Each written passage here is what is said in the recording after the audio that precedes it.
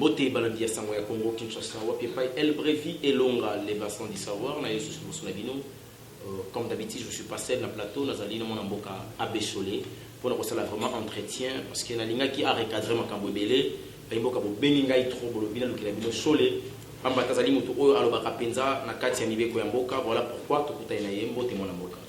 Mbote papa journaliste Mbote na bande wonyoso bazolanda émission ya papa Elonga sango ya Congo nde toyeli bino tozolobela kaka Congo na ba Congolais en tout cas libanda ba Congolais na Congo tolobela te. Bonne santé. Ça va au rythme du pays. Au rythme du pays, l'actualité nous oblige. Tout mécano sur la Mambouetali message Oyo France 24 soit RFI à Pesaki na Top Congo confirmé qui concernant le ministère régalien Oyo ya justice défense ben le ministère Moussoussou où ils allaient qui le ministère phare vous allez le ministère à mine na ministère ya finance sangoana et ningissimo monde même les Congolais les combattants de l'UDPS qui se retrouvent aux États-Unis bah béni pour la Rosala vraiment bazala qui trop choqué avec beaucoup de déceptions mais parce que la procès besoin de clarité on est où avec l'histoire et le ministère régalien et le ministère phare bon si que la matana le peuple congolais le Congo est malade et sérieusement vraiment malade. Premièrement, on répond à la question que les Africains passent les top 200 à l'université à monde. Sur 200 universités Afrique Mobimba, Congo est mis à l'université mon côté. Ataba yiki neza ba ipene zata moko epimite. Cause des années bazana bibliothèque. Tant to lo ba bibliothèque ba livre c'est que ba étudiant batanga na bango. Et na ko comprendre enseignant na ngamo yebisanga ke so lingo bombe la Congolais lo comment on a mukanda tiki la. Ce qui est dans le conseiller, papa, ça, je suis vrai poser question sur nos livres. Il n'y a pas de ministère de souveraineté. Je vous dis premièrement raison. Et par rapport à la compréhension congolaise, ministère au 5 ans, intérieur, défense, justice, finance, affaires étrangères, ministère ou na négociation entre cash na FCC basolo la montée. Négociation na basala qui entre le président de la République lui-même. Le dimanche coulé et Joseph Kabila. Na wapi na nsele bisiko tomba tisekeza. Ata mutu moko ya FCC a évité partage ndenge ni Salemi, ata mutu moko ya IDPS a évité ndenge ni partage Salemi. Kaka to yoki na tongo France 24 a tombole abandi ko lobake Kabila zu autant na RFI. Peuple congolais peut avoir agitation. Top Congo mais ce que ezana ba chaîne na lokuta na monde. Et de faire sa première chaîne. Nazamo na mukena âge à 10 ans. Massa c'est bétami na villa qui cuite. Na commune na lokolela. Et de faire zo pesa ka sa na mukili mobimba ke 10 morts. Mais ata mutazo kakate. OK, et de fina France 24 les aba chaîne et ça une publicité. Ya Martin Fayo. Et de fina France 24 baza premier pays il ba français, les aba chaîne ba français, baza premier pays ya ko convoquer conseil de sécurité pour na annuler l'élection. Ya Congo. Pourquoi? Pour Félix Ambimi. Candidat français Zalaki Nani, Moïse Katumbi. Mais Moïse Katumbi a écarté dans l'élection. Qu'est-ce qu'on peut faire pour que Moïse Katumbi soit président? Tous en marionnette, Martin Fayou Totiwana, a qu'il ait un mandat à 10 ans. Et la constitution stipule clair que le mandat du président de la République est de 5 ans. Mais allez demander à Martin Fayou pourquoi il a 10 ans. Parce qu'il n'était pas le choix des Français. Le choix des Français, c'est Martin Fayou, Nani, Moïse Katumbi, Tango a besoin de 10 ans, pas de candidat à Bongo Bassalanyo. Batia. Oba français bazolo ba peuple congolais je vous dis la vérité. Oba français balo ba bazolo ka désordre. Ndibela nga papa journaliste. So totangi conformément à la constitution, ba ministère bazolo ba souveraineté. Et c'est ce qu'il faut expliquer dans le peuple congolais. Mais pourquoi il y a la coalition entre KH et FCC? Mais nous sommes à un régime parlementaire, il faut que les gens comprennent. Ce n'est pas un régime présidentiel comme aux États-Unis. Nous sommes à un régime parlementaire d'où le premier ministre et les membres du gouvernement viennent na kati ya majorité parlementaire. Et bana basa majorité parlementaire. C'est FCC. Et moi je suis vraiment très sérieux maintenant pour dire que j'accepte, je félicite, bravo aux négociateurs. Il y a cash, n'est que 23 postes. Parce que si tu as ma capacité de perdre, tu as besoin de gagner. Attaque au président de la République à nommer un ministre et un pour un ministre on va porter en fonction et c'est les cas na investir sur l'Assemblée nationale. Et qui sont majorité. Mais comment les hommes n'ont pas de mais posez pas ton nom sur la division que le bagaille Félix Tshisekedi a été Gimboka. Ce qui marque Fayou la dimanche président de la République a rien vu son gouvernement. Mais ça c'est quelle comédie au Congo? Vous n'avez que 20 députés, nous avons gagné Kanga Kabila. Et Kabila on n'a pas chassé soulèvement populaire. Il y avait bel et bien les élections organisées. Oh, et c'est que selon ma principe, n'a pas procédure constitutionnelle. Donc Félix Tshisekedi jusqu'à présent n'a pas trahi et nous sommes derrière lui jusqu'au bout pendant les 5 ans. Le mandat du président de la République n'est pas de 2 ans ou de 6 mois. C'est de 5 ans. Attendons, vous allez nous demander le bilan en 2020. Attendons, vous allez nous demander le bilan en 2023. Ndengozolo Baké, le ministère régalien des Affaires, le ministère régalien, le ministère de la souveraineté et l'ombre parce que lobby était qui n'a ngambo wana le lomo wana sociétés zangi valeur. Mais c'est vous qui avez dit ça, Soleil. Que même de l'époque là il y a eu ça kabino et ça le ministère de la souveraineté. Ils allaient baliser domaine mon ministère mon il y a collaboration entre le président de la République et le gouvernement que le premier ministre. Il y a collaboration. Mais les logos et l'ombre parce que vous cédez. Soleil, venant le passé parole moussous, présent parole moussous. N'est politique ils ont varié, n'est ils ont varié. Non, biso toko sarate. To le bobé vérité, toko sarate parce que tozana mibeko et peuple azotala ba image nyonso to sala nayo omona ke nazoko satena lobaka nini.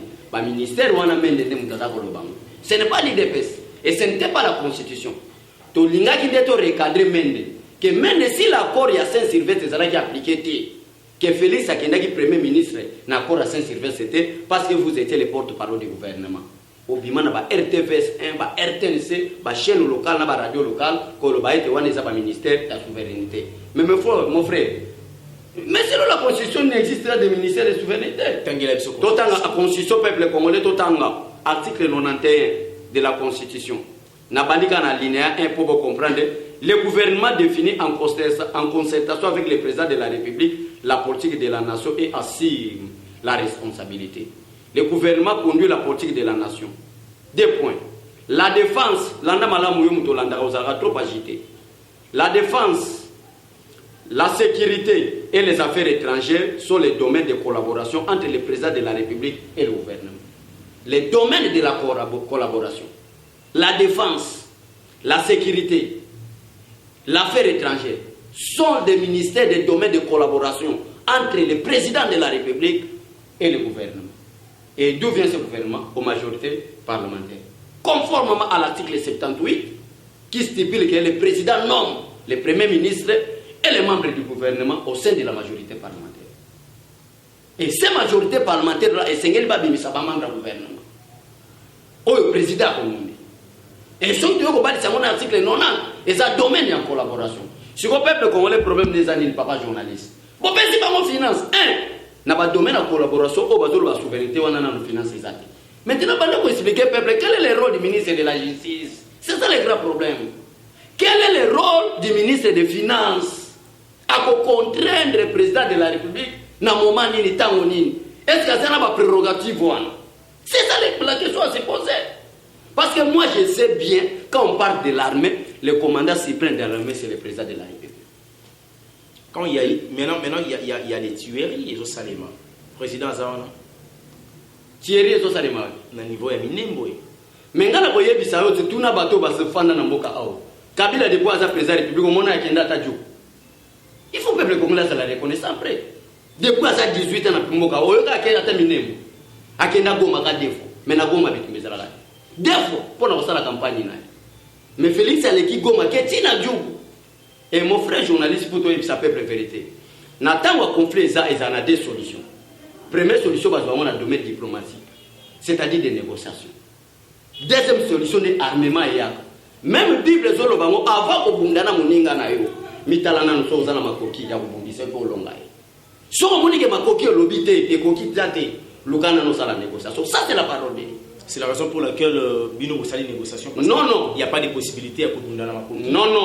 Non. Voilà les alagis n'ont pas vous faire comprendre le peuple congolais. Biso so itoke na négociation sur la ligne. Toza batmo na même l'IT à IDPS conformément à statut na biso. Toza batmo non violent d'abord. Biso dialogue ezala na melo baliko. So obosa na teke na 2007 olinga to kangabila na maboko a. Tolobaki carton rouge. Mais le quoi la toza batmo tozo prôner pacifique. Tolinga gato ke na négociation. Qu'est-ce qui se passe? Peuple congolais na guerre à Est. Na guerre à Est, ils ont 2 solutions. Ils ont 2 problèmes.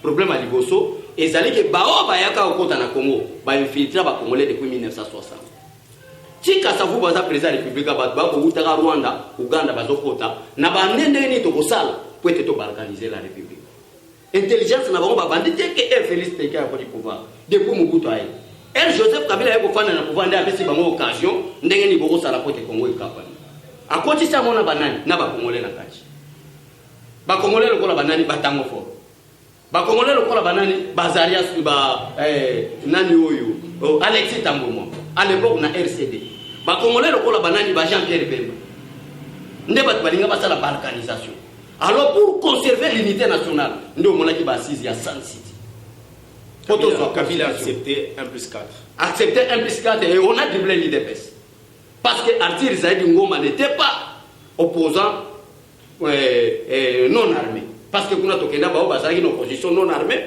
ba bazaki une opposition armée Arthur Zaïdi Ngoma kenda opposition armée avec Vemba parce que l'opposition non armée était réservée à l'IDPS qui n'a jamais touché les armes ba dribblé bisoto zu constitution yoka malobati seke di tango makambo ba 6 ya Sun City to zoaki constitution pour organiser les élections en 2006 à 2011 jusqu'à 2018 suite ya ba 6 au IDPS alobaki no au lieu to panzana to yokana tango IDPS azolobaki to yokana bemba za ine kwa TVF c'est l'histoire du pays azo bomaka bande konena ba pigment na yoka ponga na mona na ngate ba kongole balobaka a tout à même ba pigment na mabo pona guerre Équateur na 1998 il a commencé kana même 98 wana Azaya Suroberwa na ba Congolais ozo benga lelo ba Alexis Tambwe Mwamba na ba Mende baza na Est na bazaria Serobe na RCD kaka ba Congolais na bino bazo benga ba Mbusa Nyamwisi baza wa na Beni ndenge ni to balkaniser Congo seule personne a terminé non le Congo c'est pour les Congolais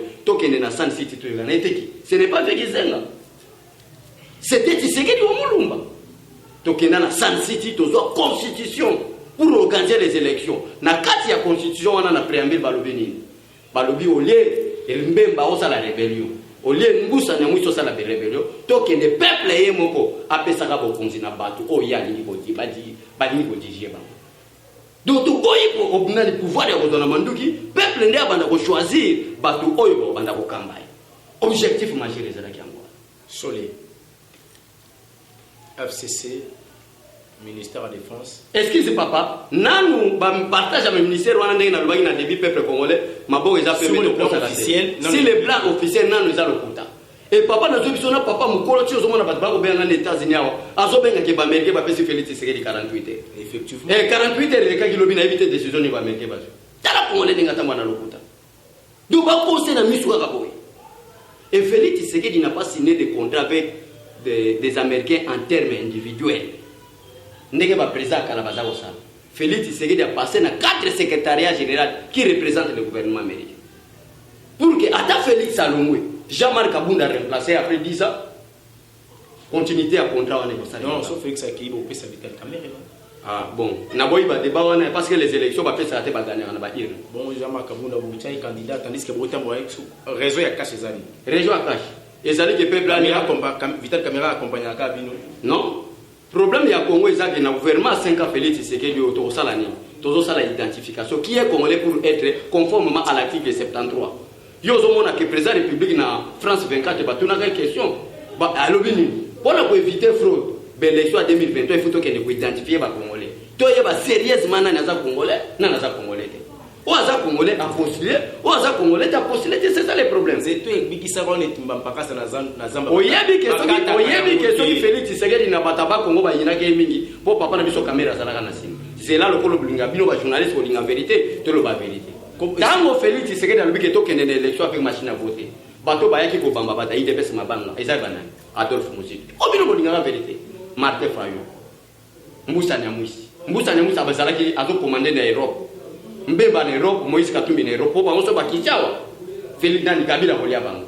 Koto na babele na bango batu batindi Adolphe Muzitu, Martin Fayulu, Vital Kamerhe. Ko bossa na teke les politiciens congolais sont des escrocs des aventuriers, j'assume mes mots. Or que Martin Fayulu yebisaka biso seri basali dynamique de l'opposition awa na enseignement. Alors que jour oyo akokutana na Kamerhe parce que à l'époque Kamerhe lingaki aya kwa kota rassemblement. Alors que jour oyo Kamerhe koyaka rassemblement ngana sala nini na kolongo. Mais tu comprenez parce que l'essentiel pour le peuple congolais, papa, l'essentiel pour le peuple congolais, nous, peuple congolais, nous considérons Kabila comme il n'est pas des nôtres, comme s'il était étranger. Mais dans le moment d'identification, tu vois. Donc, ça faut comprendre qu'il n'est pas des nôtres. L'essentiel pour les élections de 2018 était bouter Kabila dehors de la République. C'était ça l'essentiel. Mais en dehors de la machine à voter, il y a une marche, il y a un siège à IDPS, Vital Kamera Zalaki. Nazo le bélo fait que tu n'as pas tout Martin Fayou la Zalaka. Babami Mabanga Balbi que Félix au lieu 3 millions. Mais Bolini Ndegeni. Na Bolini on a biso pe ozoyi nazo le bélo makamba solo. Ba tu Congo mobimba balingi Félix. Mais batalamuka balobini. Babi que Kamera za Burundi, peuple congolais peut voter Kamera féliciter pombo que soki ndaba Burundi Kamera. Wana batalamuka biso batete. Nous sommes la majorité le kota ya babandu ndukuna baboya pour voter Félix Tshisekedi. D'ailleurs les élections ce n'est pas les accords. Les élections, c'est premièrement la constitution et le peuple congolais. Si vous avez besoin de contraintes de Félix Tshisekedi, allons en 2023, allez aux élections. Moi, je suis chole. Na bandeli koloba bobe. Nzete o epikisa on etumba na pakasa na zamba bakata kangote. Tango zomela mai banzaka pe source. Musala o caméra sali pour la bino. Caméra a payé a futaka caution à $100,000 a postulé comme président de la République. A bongisa ka pe ba moyen na pour na kosala campagne na yelo pour la président de la République. Kamere fut troisième personnalité, soit troisième personne dans l'élection 2011 après Étienne Tshisekedi, selon Séni à l'époque. Il pesait. Vous le savez bien que Cholet, force à Kabila, les Alakana Est, les Alakana Ouest étaient. Départ Yamboussa Nyamouissi, départ ya Vital Kamere, c'est comment on a Kabila, déséquilibre. C'est-à-dire côté qu'on a pas de mais Moussala ou Vital Kamere qui a étouffé Nyonso Yaye. Alors, j'accepte de quitter Genève. Mon frère Toké Nairobi, moi je vais t'accompagner. Il y a eu des accords entre frères, entre Congolais pour l'intérêt à Mboka. Aujourd'hui, Bazali dans la magistrature suprême, afin de le directeur du cabinet du président de la République. C'est ça la récompense. Va récompenser. Mais vous voulez encore quoi? Il est directeur du cabinet aujourd'hui. Ça, la partie politique n'est pas à la directeur du cabinet. Mais qui l'a empêché d'être le président de la République? Il y a 55 ans. Non, non. S'il va accepter, quoi accepter qu'il a 10 ans, prix beaucoup de papa, le colo limite au pensante que nous qu'elle a montré cette la débat contradictoire quel est le problème? Vous pensez que la lutte de l'IDPS pendant 40 ans francs, 5 ans on donnait encore un camion? Ça c'est quelle comédie politique? La lutte de 40 ans. Depuis parce que Tshisekedi a été arrêté pour la première fois le 30 décembre 1980. Votre lutte de 40 ans, c'était pour chercher ce qu'on appelle l'état des droits. Oui. Ceux qui ont mis dans 5 ans. Pourquoi il faut récupérer 40 ans à la vie? Non, dans 5 ans, ce n'est pas que Bissotozoa. Est-ce que, papa, le pays qui a été détruit pendant 60 ans, tous ans à 59 ans, il y a indépendance. Ni na malamu zongo na Congo. Et qu'on bosse en attaque de 60 à 65, comme moi, il y a Bisso papa journaliste. Bazako Lukaba papa, Babotio, Bakitang na Kelas, Balukile Moussala. Les lots congolais pensent que nous avons les a 10%. Nana détruit l'amour. Prix de la Deuxième République, la République à Joseph Kabila. Et vous voulez que Makabou nous s'est détruit pendant 32 ans Moukoutou. 5 ans à Laurent Désiré Kabila. 18 ans Joseph Kabila. Et Félix Tshisekedi a donné un mandat 5 ans. Ça c'est quelle comédie ça? Ou est-ce que Cholozo reconnaître apport Vital Kamere Azumi a permis à président Fachi? Pardon? Apport au monde de Vital Kamere Azumi a permis à président Fachi. Kamere est le directeur du cabinet du président. Et yo moko yo qui est réunion président de la République a wuti kosala kuna bata cabinet ne bazo sunga ete. Et qui engage le cabinet du président de la République. Vous savez papa, bilo bolinga batu ba la vérité. Panza bangote. Nazo panza te bazo loba. Soki caméra le mot lelo pebe ya président Fachi défense c'est pour mona. Défense c'est mona ko sala fissure. Nana muta ko sote to na ba tête bien faite. Et baza pe ba miyibite. Moi na loba no se zawate. Na ide bito na ba tête qui a za direct. Zo lo ko la mutu ko la professeur Mukende. Otie na cabinet président. Muyibi si. Et à l'IDPS, on n'a pas besoin, il y a bateau, il y a diplôme, il y a français moulaï. Non. Na IDPS, on a la maman à la bilanga, na kanguka. Atangi si banana bilaka, bilanga. Je suis à bilanga wana, ou atangi si banana à l'université. Je suis à l'université, mais mon régime, il y a fait des Tshisekedi. Pourquoi Kabila sali 18 ans, papa Bobino, journaliste, Bolingato Panza. Alors, que Naza Koluka 15 personnes à Malam, Basunganga Pona Tunga Kongo. Tanga Koluka 15 personnes à Malam, Kamera Zaki, secrétaire général, PPRD. Tangwa Kolukaka 15 personnes malamu Kamera za président de l'Assemblée nationale. Na compte ya PPRD. Et si mandat ne sili azwa mutamalamu. baimboka bazana posa penda bazwa bososoli na tondi obotondi na musala kitoko zali kosala ya komeka pesa penza bwanya na baeneso baza kolanda biso sole eloni zo bloquer gouvernement bima parce que nyoso c'est signé.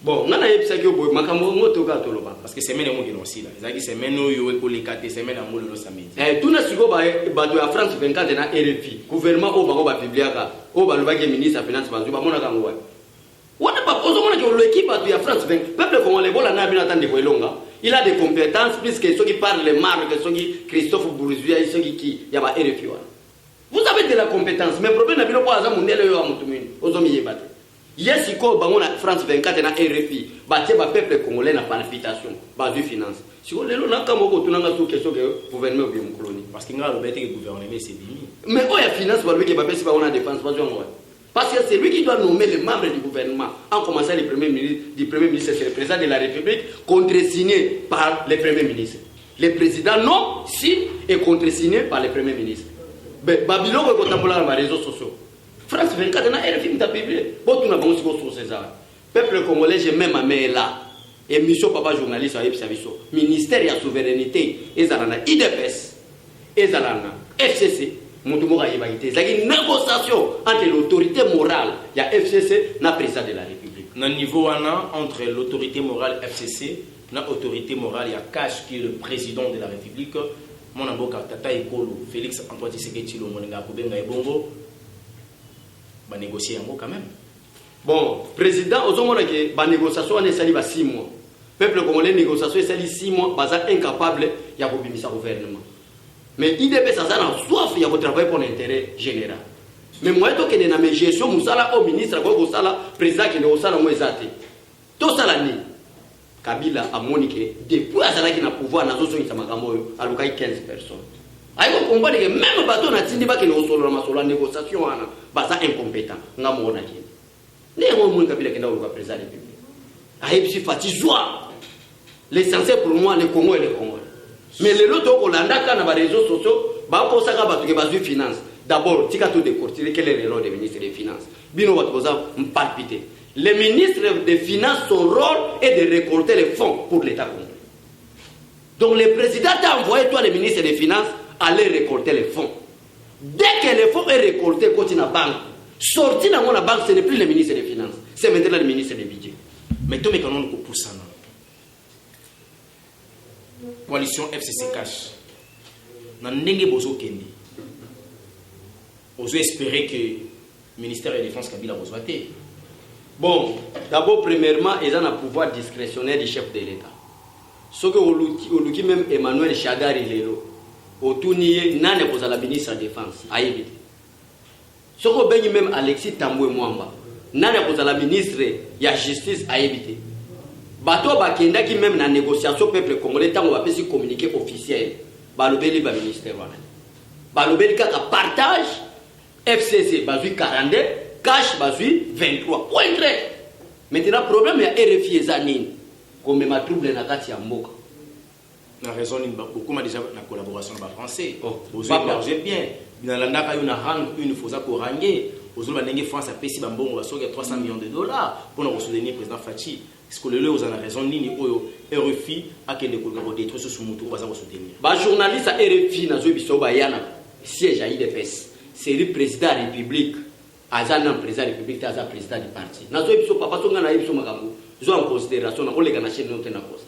Deux personnes na caméraman mo ya mwasi ba komi na kati siège marketing Martin Fayo or ba momo mindele basali sondage na Congo ndenge yo yebisanga même makambo ya papa caméra ninga soni biswana Bercy basali sondage ba lui Félix Sel 17%.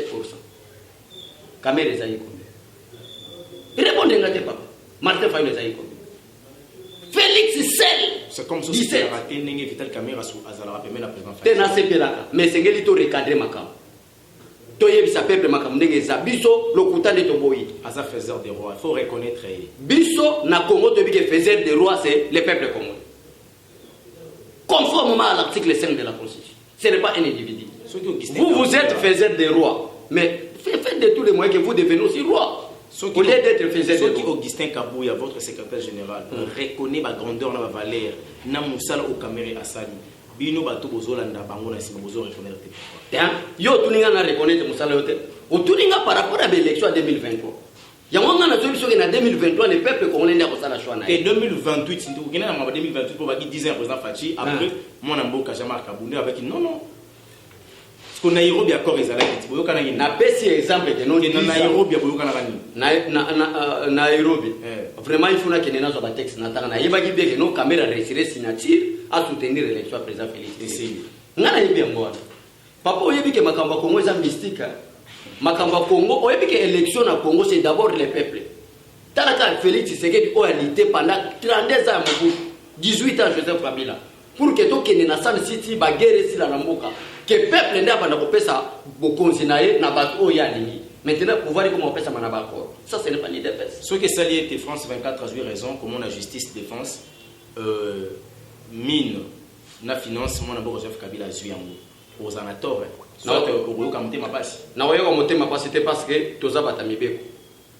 Na royaume comme ma passe c'était pourquoi parce que to yebi nini mibeko ezoloba par rapport ya ba poste wana. Malheureusement vraiment peut-être zo moi tant que lukango to kotala mo voilà to komi balobi boye article 82 le président de la République est le commandant suprême des forces armées. Il préside le Conseil supérieur de la défense. Où est le nom du ministre? Ils sont tous à battre texte et à moi on habite sur le caméraman à Rosa. Nous avons un Minduki, on va passer à Kabila parce que nous avons un commandant suprême. Mais qui garde les armes? Ce n'est pas le ministre de la Finance, de la Défense. Tant qu'on a solo babo et peuple, bon le bâté que tu fais si bas, on a l'ingénieur recadré ma cam. Moutabomba Ramandukina. C'est le chef d'état-major nommé par le président de la République. Ce n'est pas le ministre de la Défense. Solé. Tozana yo awa. Ouais. Avant toute l'émission, tu as besoin d'appel. Ils sont mis balés. Awa, tu as yo kanache. Nino yo kané, ba bengi biso na butembo. Ba tuerie ou tu as salé ma avant-hier. Ba commandant des bataillons, ce sont des Rwandais. Tu as yo kango biso mi balé. Nga ko yo kayango. Ba chef de peloton, ceux qui peloton, ceux qui nini. Ezaka ka ba Rwandais, ba Congolais baza ba subalterne na niveau armé. Côté wana nyos papa on a zolé na kati ya butembo. Chef état-major général nommé par le président Félix Tshisekedi, pour l'intérêt en Boka. Merci beaucoup, papa journaliste. On a une émission pour monter les gars à la macasse pour répondre. On a un macamon à l'ina le bango calme, même pour peuple congolais comprendre. Mboka na biso Congo, peuple congolais, est béni de l'éternel. Tozana babi richesse on a kacha mboka, ba pays limitrophe bazar en moté, même ba oy ba béni ba grave ba puissance mondiale bazar en moté. Et Congo est comme le coup la moitié qui tourne au mobile de Satan pour savoir là. Tellement pour le bagage on va l'excuser.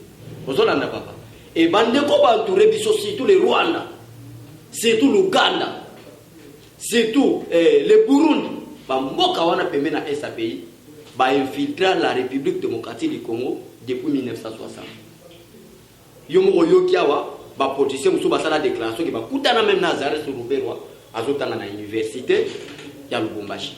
Azalaki porte-parole ya étudiant rwandais na université à Lubumbashi. Me poser question ndenge na yo comme ministre na Congo.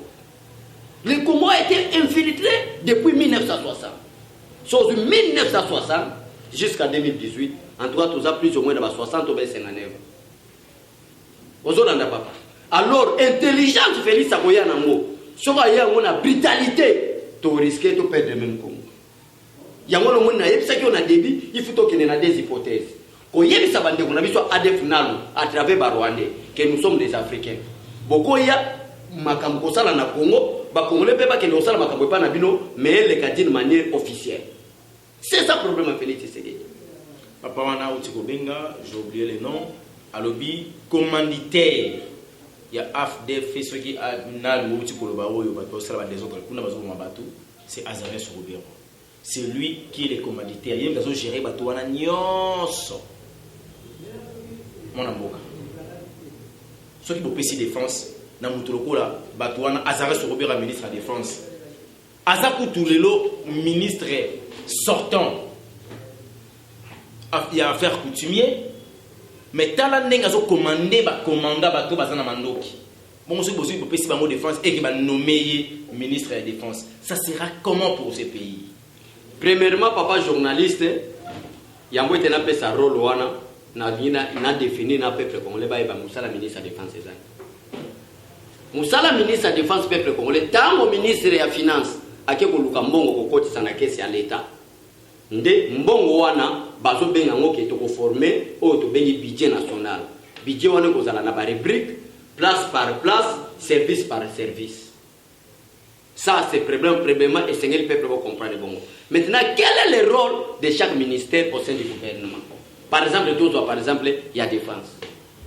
Ba militaire et sengeli bazala na bilamba kolata. Et sengeli bazala identifier. Et sengeli basobela bango bilo. Et sengeli bazala na nation.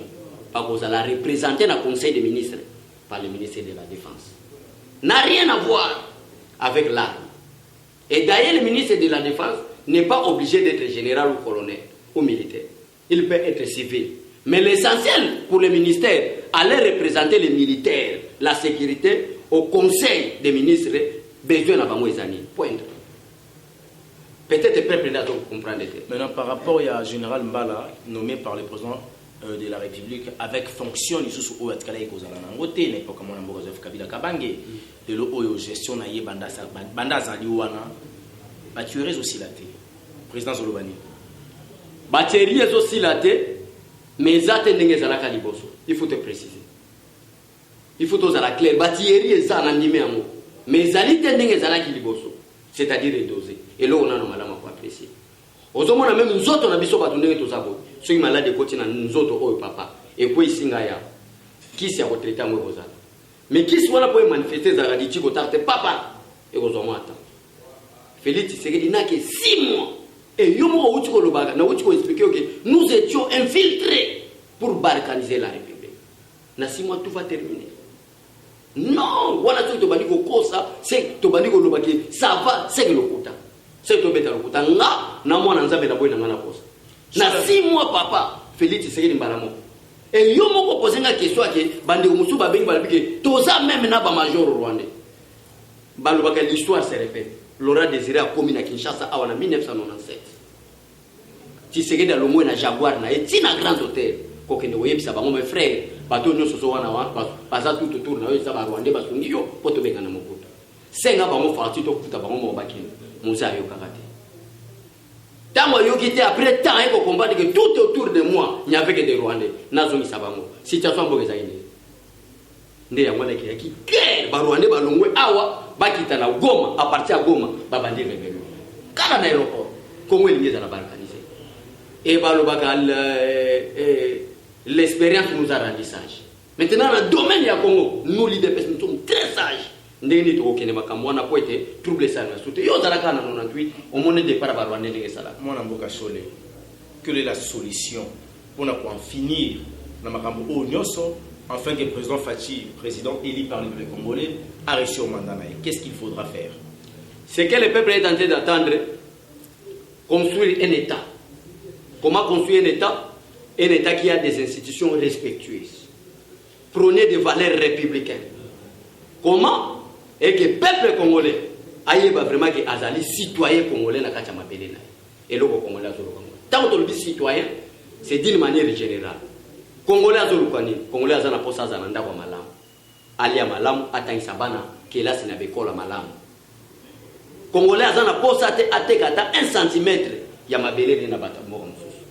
Congolais azana posa ke na ben institution à l'état, tous à la rabition no so ba congolais. 50%, 50%. 100% congolais. Parce que le Congo est pour les Congolais. C'est clair. Il y a un même il y a projet de société. Il y a IDPS, la social-démocratie. Il y a un intérêt peuple congolais. Cholé. Papa. Je pense que c'est avant-dernière question.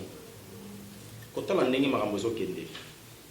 gouvernement où il y a moi il y a le président Fachi. Gouvernement il y a le gouvernement rempli de 65 ministères. Pour installer 65 ministres, il faudra un budget colossal. Le peuple congolais va se retrouver dans mon négociation à Fachi. Papa, j'ai même ma mère coupée. 5 ans Félix Tshisekedi, so moni changement ote na tiki politique changement na domaine domaine nyonso tozonga kana ba image tozonga ba image en tout cas bomba image 5 ans Félix Tshisekedi po yo zotambola te kana programme 100 jours malgré ça rien mais singeli to valoriser ngo peuple accompagner ngana za mugunda idio pate kwa idio depuis nzamba sala mokili Kongo eza mokili idio fe kota na makadamu te. En tout cas, il soutenir surtout comme idiot photo là idiot fait comme nous avons vraiment besoin des moyens voilà pour permettre surtout comme matina ba frontière nzela idiot fatikapa makadam ezakabo na sango ya Congo voilà on sango ya Congo vraiment na profiter pe l'occasion papa journaliste vraiment ceux qui ba moyen kozala ngana ye na cameraman ande mususu mopanzi et qu'on soit biso aller peut-être $100 na bis retour $100 peut-être na moi $50-70 à voler toke to sali émission au moni ndenge idiot fait komi okomona ndenge idiot fait komi papa ba de nazolo ba bien depuis nzamba sala mokili époque ya ba Adam na Eve hein batali boso bazana mokilo ba Adam na Eve na lelo na série ya ba passer na Maxwell oyo ya chapelle des vainqueurs tina période na bango lelo idiot fait kota makadam te mais makadamu tina balabala batu ba kolala ka libanda ba yebisa ngeza makadamu to gudo ba pakole to kusuki sa makambo po na yebiki batu lokol ba PDG Nico Business ba kocha biso maboko oui mon président Nico Business papa lien oyo président makambo biso to bia Lubumbashi tanga Lubumbashi ezaki diaboliser ke muluba ozo pauvreté mais Nico albi non il faut to encadrer makambo to pe enseignement Tshisekedi mon président Nico Business lien oyo to kotindela Hollande vraiment Dieu vous bénisse. Voilà, na yebiki ba président Chikito Mushashino ba kocha maboko de façon que to komana na président Chikito Mushashino to kokita idio fa ndenge ka émission no ndenge batu baleta boy to kokita idio fa to ke yebisa peuple idio fa na 2018 ba votani no yoka so meki ka Martin Fayou babuki ona caméra to chité wana Martin Fayou le dimanche ou ya lobby meeting na Kaluka on ne sait pas ça vous dit quelque chose? Oui, je regrette. Quoi? Il est qui pour aller faire ce meeting? Peuple congolais? Non. Un citoyen congolais? Nous devons respecter la constitution. Il est homme politicien. Il fut l'un des candidats précieux aux élections présidentielles. Et il représentait une plateforme électorale au nom de l'Amouka. Et bango moko baké na Belgique baké kolobaki elonga système à présidium et comme un système de coordination. Azouaki pendant 3 mois Moïse Katumbi. Et il a fait des bêtises. De l'autre côté, c'est Moïse qui est coordonnateur. Issa Kinshasa, Martin Fayou engage la Mouka. Et pareil, monsieur, Botier est en tête à pays. Il ne veut pas respecter même l'article 1 de la Constitution. 2. Qui est aujourd'hui le coordonnateur de la Mouka? C'est Jean-Pierre Bemba. Par quelle autorisation il y a qui nous la meeting? Si vous posez une question que Jean-Pierre Bemba a fait la meeting, les porte-parole de l'opposition. Parce que on est là, Jean-Pierre Bemba doit 3 mois. Mais qui est Martin Fayou? Il ne faut pas confondre la démocratie et l'anarchie. Ce que Martin Fayou est en train de faire, c'est ce qu'on appelle l'anarchie. Ce n'est pas la démocratie. Parce que papa allait partout. Et où tu as la semaine passée, entre F. Bazaïba et Moïse Katumbi. Et Bemba si a compris, merci mon père Bemba, que va faire un bouzo ba omu tabana on Bazaïba. Passation wana ngana okende te yomo kesi sama kamona. Akena ide. Basali passation entre Moïse Katumbi et madame F. Bazaïba. Bemba lingi bouzo ba lisusu na kongote. Yemo asali déclaration na ko soutenir moi na mboka Félix Tshisekedi tina so. Bakamuna bouzo ba na tika ko na Kinshasa Bazaïba yo silisa moyomo. Parce que ça la passation pacifique. Je pense que manifestation et lobby pour encadrer bien, il n'y aura pas de tueries, il n'y aura pas de coups de balle. Depuis Martin Fayou aza opposant. Oyoka ta balle mo ebetama. Non, na yoka kolela neka moko na chango era le bas sur le mouvement populaire que 4 pinene ndé toboki. To yoka kite ke bato ba kofi ba gas ba beti to yoka ka zolela ke bato bolinga 4 pinene. Et elles ont mon montalinga comme président du gouvernement de la 4 pinene qui ne coûte même pas $4,000. Ce que tu es sur la présidence de la République. Qu'est-ce qui fait que Bozondi Martin Fayou a ça la meeting? Pour encadrer, mais vous empêchez de voir votre frère, votre enfant de l'IDPS, fils Moukoko, dans la manifestation. Ah! C'est dit à quoi? Ah! C'est les 30 euros. Papa journaliste, question à répondre pour la linga mingi, ça linga pas si. Parce que bisonio son aba bien dans fils Moukoko na linga mingi. To lité na katia IDPS pour le respect des principes et des procédés. Le respect de la Constitution. Vraiment, makamoto lo bangoto gana tete lo ba c'est qui est fils Moukoko d'abord. Combattant de l'IDPS, qui n'engage ni de l'IDPS, ni de près, ni de loin. Au moins, il y a une explication. Mamamé belé na poto ba kolela ba biko tanga kombolete. Mais na zotanga ka pona éclaircir ba. Ba yo mona comme si makambo zotambula mambena kati. Moi, tel que je suis là, je suis le combattant de l'IDPS. Est-ce que ça m'appartient à moi d'engager de l'IDPS pour te mettre là-bas? Non! T'as la besoin de mon amour à toi. Ma camozo m'a biso to boya kango. Papa, jour au monde on a commis na bêtise on a vient dans fils ngwa zo sala. Yeba be yeso alinga. Solé, bozo bien ngo bêtise. Mais voix où yazo pesa wana. Pourquoi pas bozo non tempo yeba yango? Est-ce que ça malamu to ezamabe? Voix zo pesa ke usale na ngo wapi? Libanda siège. C'est parce que au bengani na siège. Deuxièmement, atalisi ke azana intention à mabe ake okuta no lenga nkoy. Selon la constitution qui est au lenga nkoy.